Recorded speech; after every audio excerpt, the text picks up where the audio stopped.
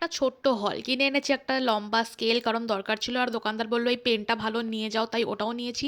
সাথে নিয়েছি একটা ইরেজার। আর দেখো নিয়ে এসেছি দুটো বিস্কিট। বাট এটার সাথে এটার কোনো সম্পর্ক নেই, মানে হলের সাথে খাবারের। দুপুরে সেদিনকে লাঞ্চে ভাত খেতে একদম ইচ্ছা করছিল না, তাই মা করে দিয়েছে সেকা পরোটা।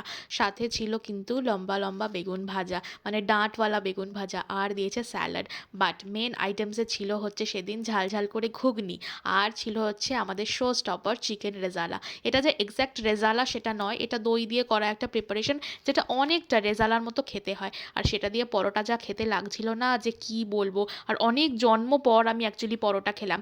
তোমরা কারা গোলবাড়ির মাংস আর পরোটা খেয়েছো আমি জানি না, বাট যদি খেয়ে থাকো না, তো ওই পরোটাটার সাথে এই পরোটাটার কিন্তু বেশ মিল আছে। মানে সফট পরাঠা যাকে বলে আর কি, একদম লাচ্ছা পরোটা নয়। তো এইটা দিয়ে মাংসটা খেতে যা ভালো লেগেছে না। আর এরকম পরোটা মাংস জীবনে পেলে আর কিচ্ছু চাই না, তাই না?